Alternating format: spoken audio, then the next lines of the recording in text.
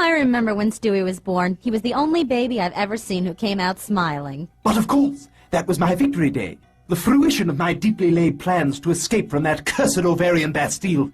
Return the device, woman. After nearly 3 decades of being lost media, the complete 16-minute Family Guy pilot has finally been found. While about 7 minutes of this early pilot were released on the Family Guy Volume 2 DVD and uploaded to the internet years ago, this is the first time the entire thing has been available for fans to watch.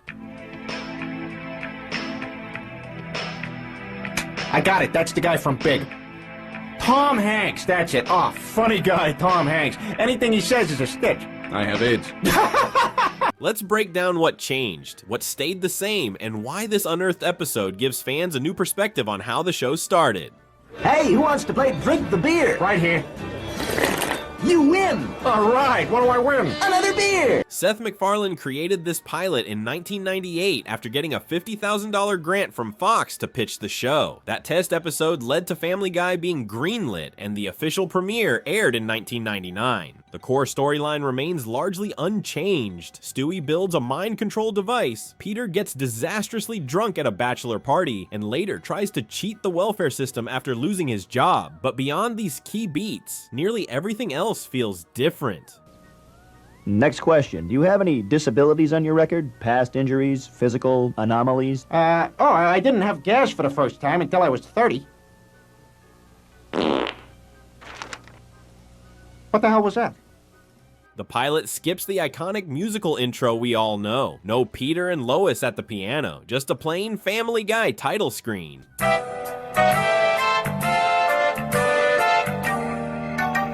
Visually, the characters look off compared to what we know. Peter has a slightly different face shape. Lois is blonde, not a redhead. Chris wears torn shorts and sounds like an 18-year-old stoner because Seth MacFarlane voiced him instead of Seth Green. Dad's getting $150,000 a week in welfare. Isn't that cool? What? Meg and Stewie have slightly altered outfit colors. Quagmire is almost unrecognizable. He's bulkier, not as sleazy, and doesn't have the signature voice or vibe. You know, I feel kind of bad, you guys. I promised my wife I wouldn't drink. Oh, don't feel bad, Peter. Oh, gee, I never thought of it like that. Hey, did you bring the porno? Even Cleveland sounds different, originally voiced by Phil Lamar before Mike Henry took over. Hey, is my kid over here? Forget it, false alarm. In Death Has a Shadow, Peter hides his firing from Lois and takes Brian's advice to scam welfare. But the pilot flips the script. Here, Peter actually tells Lois the truth and, in a bizarre twist, takes life guidance from Chris of all people. Hey, Dad, you ever think of welfare? That's like free money, you know. Chris, that's it.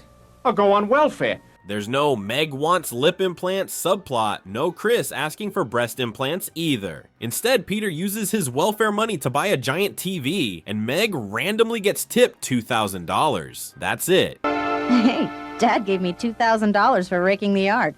Kids, this whole thing just seems wrong. In the aired episode, Peter and Brian fly over a packed football stadium in a blimp and rain money on the crowd. Total chaos. In the pilot, they just float over a street in a cheap hot air balloon and toss money at a couple of cops. Definitely less exciting.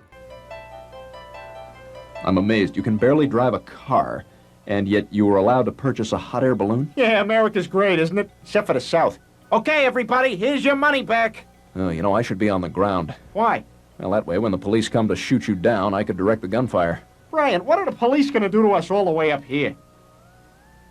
Hey, looks like we're getting some rain, Sarge. Yeah. Hey, wait a second.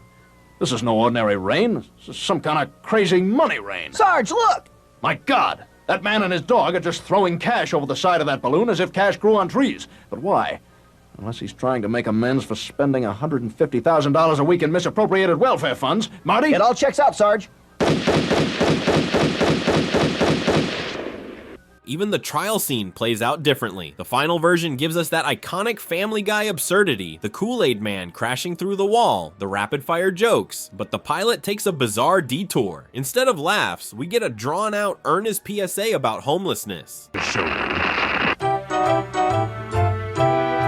Hello, I'm Jack Farthing. You know, all across this great country of ours, there are men and women for whom the problem of homelessness is a daily fact of life. And here comes one of them now. I'm sorry I'm late, Jack. I was catching a few winks on the street corner. Oh, that's fine, Bill. Now, for the benefit of our audience, you say you're really homeless and not just an actor? Oh, it's not so bad, really, because I've got one thing money just can't buy. And what's that? Why, the American way, of course. Yes, I'd rather be a penniless American than a rich commie bastard. Well, I guess being homeless isn't so bad after all.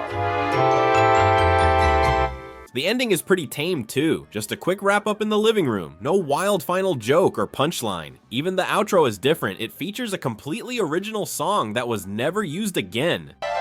Honey, I knew everything would turn out okay. Thank heaven.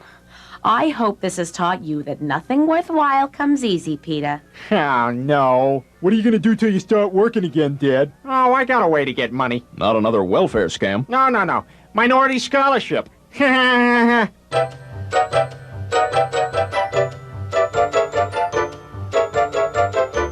This lost pilot is basically a rough draft of what would become one of TV's longest running animated sitcoms. Some parts feel unfinished, others feel totally out of place, and a few things would have changed the tone of the show entirely. It's a weird time capsule for fans, some parts better off forgotten, others interesting to see how the show evolved. So what do you think? Do you prefer this unfiltered version, or the polished chaos we got with the real Season 1 premiere? Let us know in the comments. They're gonna be ticked, though. The penis broke off while I was loading it into the car. Well, that's a bad part anyway. Yeah, you're right. Shoot, these things are lucky. They're gonna be ticked, though. The penis broke off while I was loading it into the car. I shall call you Eduardo.